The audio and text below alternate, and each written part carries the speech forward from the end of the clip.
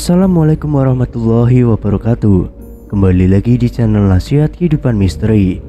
Pada video kali ini saya akan membahas tentang Bani Israel mengincar Jawa.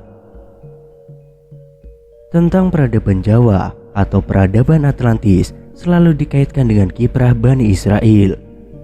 Ada fakta yang menarik apabila Anda berkunjung ke situs resmi Israel.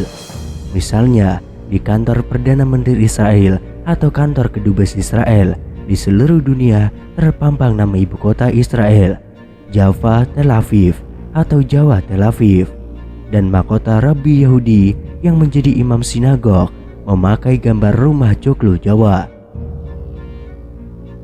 Dengan demikian, apakah Bani Israel merasa menjadi keturunan Jawa?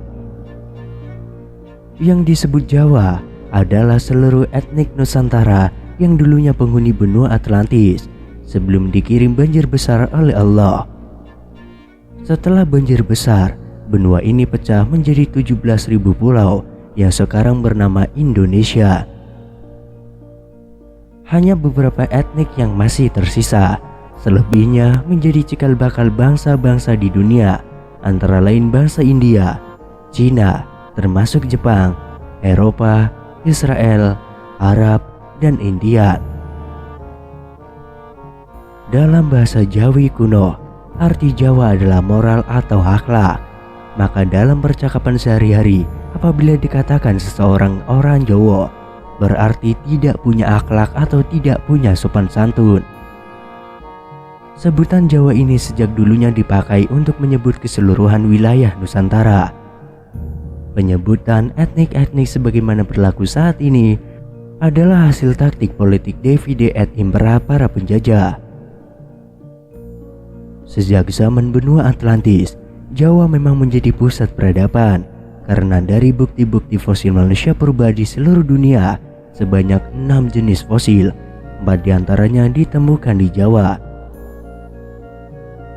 Menurut mitologi Jawa yang telah menjadi cerita turun-temurun bahwa asal-usul bangsa Jawa adalah keturunan Brahma dan Dewi Saraswati, di mana salah satu keturunannya yang terkenal di karangan guru Hindustan, India, dan guru Buddha di Cina adalah Betara Guru Janabhadra yang mengajarkan ilmu kejawen. Sejatinya, ilmu kejawen adalah ilmu akhlak yang diajarkan Nabi Ibrahim alaihissalam yang disebut dalam Al-Quran Milatul Ibrahim dan disempurnakan oleh Nabi Muhammad SAW dalam wujud Al-Quran dengan bahasa asli Arab. Dengan pernyataannya, tidaklah aku diutus kecuali menyempurnakan akhlak. Dalam buku kisah perjalanan guru Hindustan di India maupun guru Buddha di Cina, mereka menyatakan sama-sama belajar ilmu kejawen kepada guru Janabhadra, dan masing-masing mengembangkan ilmu kejawen ini dengan nama sesuai dengan asal mereka masing-masing. Di India mereka namakan ajaran Hindu, di Cina mereka namakan ajaran Buddha. Dalam sebuah riset terhadap kitab suci Hindu, Buddha, dan Al-Quran, ternyata tokoh Brahma sebenarnya adalah Nabi Ibrahim, sedangkan Dewi Saraswati adalah Dewi Sarah yang menurunkan bangsa-bangsa selain Arab.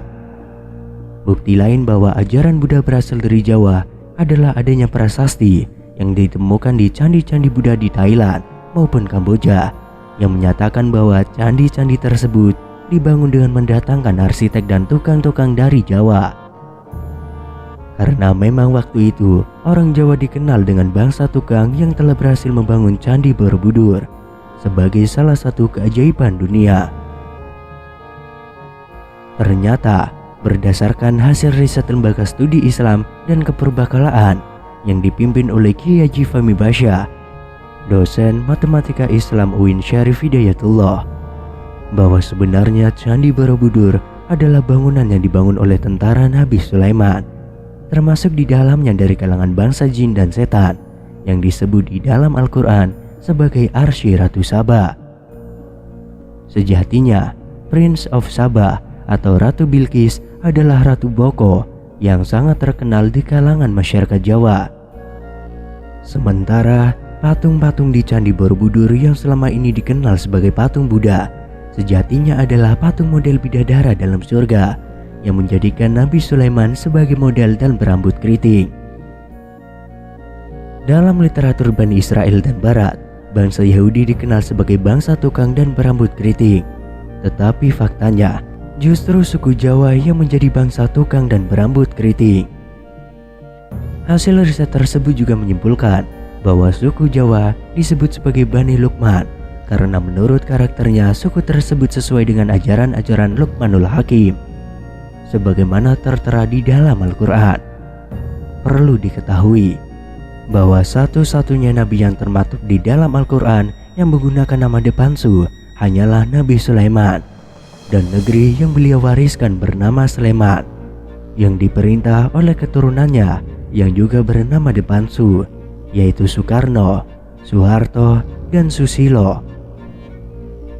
Nabi Sulaiman mewarisi kerajaan Nabi Daud yang dikatakan di dalam Al-Quran dijadikan khalifah di bumi, yaitu menjadi penguasa dunia dengan benua Atlantis sebagai pusat peradabannya.